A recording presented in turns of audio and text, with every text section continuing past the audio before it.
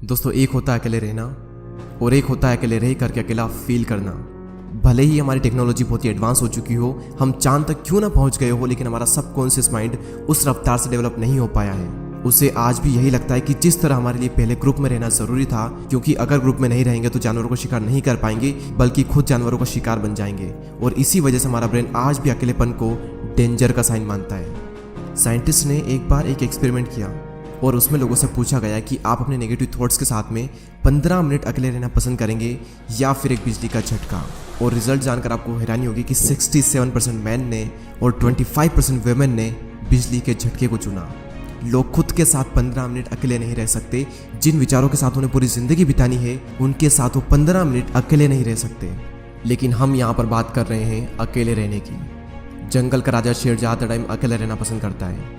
उसकी ज़िंदगी में ऐसी बहुत सी सिचुएशन आती है जहाँ पर उसे भेड़ियों का झुंड घेर लेता है। उस वक्त वो ना तो अकेला फील करता है और ना ही वो कमज़ोर फील करता है। उसे पता होता है कि इन सब के लिए तो मैं अकेला ही काफ़ी हूँ। और आप ये बात जान लो कि ग्रुप हमेशा फॉलोअर्स का होता है, लीडर अकेला ही लीड करता है। शेर अकेला किसी मजबूरी के कारण नहीं रहता, बल्कि वो अपनी चॉइस से अकेला रहता है। इस दुनिया के ज़्यादातर हाईली सक्सेसफुल लोग इंट्रोवर्ट हैं। इंट्रोवर्ट यानी कि वो लोग जिन्हें अकेले रहना पसंद होता है, जो लोगों में जाना पसंद नहीं करते।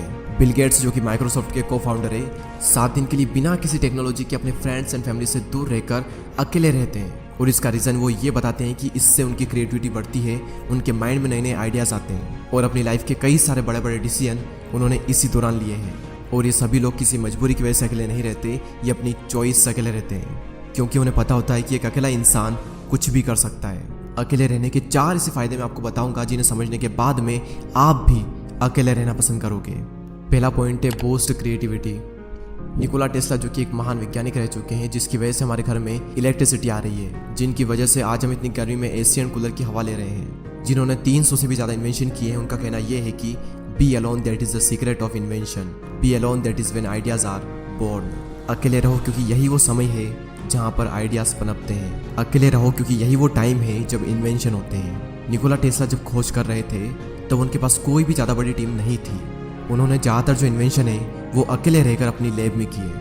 और रिसर्च बताती है कि जब आप अकेले होते हो और कुछ भी नहीं कर रहे होते हो, तब आपके ब्रेन के DMN यानी कि डिफ़ॉल्ट मोड नेटवर्क में ज़्यादा एक्टिविटी होने लगती है। और इसी नेटवर्क की वजह से इंसान क्रिएटिव सोचता है, उसके ब्रेन में नए नए आइडियाज़ आते हैं। सर आइजैक न्यूटन को भी ग्रेविटी का आइडिया तब आया था जब वो अकेले एक एप्पल ट्री के नीचे बैठे थे। मेरे इस यूट्यूब चैनल पर इतनी सारी वीडियो है, इनमें से एक भी वीडियो ऐसी नहीं है जो कि मैंने किसी के साथ बैठकर बनाई हो। सारी वीडियोस के आइडिया मुझे अकेले में आए हैं और सभी वीडियो की स्क्रिप्ट मैंने अकेले बैठकर ही लिखी है। अगर मेरे साथ कोई है तो मैं कभी भी काम नहीं कर सकता। मुझे एकांत माहौल चाहिए क्रिएटिव सोचने के लिए। सेकंड पॉइंट है इंक्रीज्ड फोकस। जब आप अकेले रहोगे तो उन सभी लोगों से दूर रहोगे जो कि आपका ध्यान भटकाते हैं। आपका पूरा फोकस बस एक ही जगह पर रहेगा, आप चाह कर भी भटक नहीं सकते। आज से 4 साल पहले जब मैंने अपनी यूट्यूब जर्नी स्टार्ट की थी, तब मेरी लाइफ में सिर्फ 3 से 4 ही फ्रेंड थे और उनसे भी मेरा मिलना बहुत ही कम होता था। उस वक्त मैं ज़्यादातर टाइम अकेला ही रहता था और मुझे बहुत अच्छा लगता अकेले रहना, क्योंकि अकेले में मैं एक जोन में होता था। मैं भगवान का बहुत ही शुक्रगुजार हूँ कि उस वक्त मुझे लोग ज़्यादा पसंद नहीं करते थे। मेरी लाइफ में बहुत ही कम लोग थे और उसी वजह से मैं फोकस कर पाया और आज कुछ बन पाया, सिर्फ और सिर्फ क्योंकि मैं आइसोलेशन में था। अब ये आइसोलेशन क्या होता है? एक होता है अकेले रहना और एक होता है अकेले रह करके अकेला फील करना। अकेले फील करना यानी कि लोनलीनेस, अकेलापन। इसके लिए आपकी लाइफ में 1 से 2 लोग होने चाहिए, कुछ खास लोग जिनसे आप टाइम टू टाइम मिल लें, अपने दिल की बातें शेयर कर लें और उसके बाद फिर ख़त्म। और एक होता है अकेले रहना यानी कि आइसोलेशन, जहाँ पर आपका focus, creativity and productivity next level पर होती है। आइडियाज़ आते हैं, हम ग्रो करते हैं, अपनी क्षमताओं का पूरा इस्तेमाल करते हैं। और यही हुआ मेरे साथ जब मैं आइसोलेशन में चला गया। तीसरा सबसे बड़ा फ़ायदा सेल्फ अवेयरनेस। आप खुद को जान पाते हो। दोस्तों, एक बार मैं खाना खाने के बाद वॉक पर जा रहा था। रास्ता काफ़ी लंबा था, आधा रास्ता बीत गया।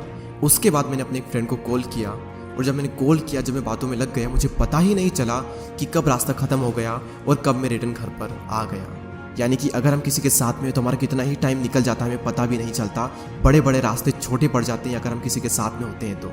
लेकिन जब हम अकेले होते हैं तो वही समय, वही रास्ता थोड़ा लंबा लगता है और हम अपने बारे में ज़्यादा सोच पाते हैं। सेल्फ अवेयरनेस के लिए, खुद को जानने के लिए अकेले रहना बहुत ज़रूरी है।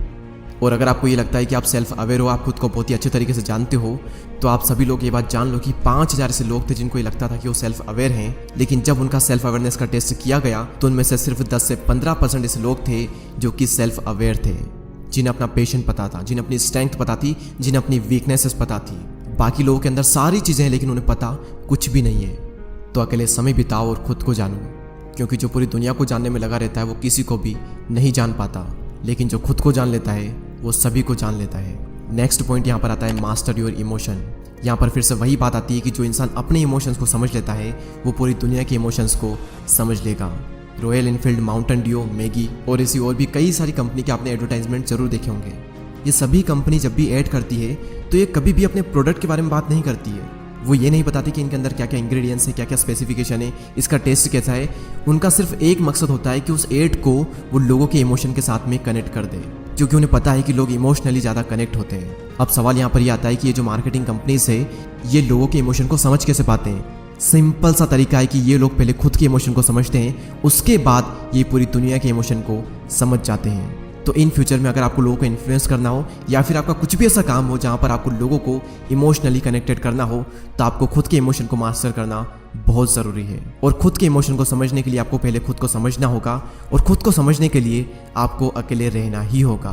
तो इसीलिए अकेले रहें, एकांत में रहें और अपनी पूरी आत्मा एक काम में डाल दो। एक दिन लोग आपसे मिलने को तरस जाएंगे। दोस्तों इस वीडियो में इतना ही। अगर आपको ये वीडियो अच्छी लगती है तो लाइक करें एंड चैनल को सब्सक्राइब करके बेल आइकन को प्रेस करें। मैं आपसे मिलूंगा अगले वीडियो में, तब तक के लिए जय हिंद, जय भारत।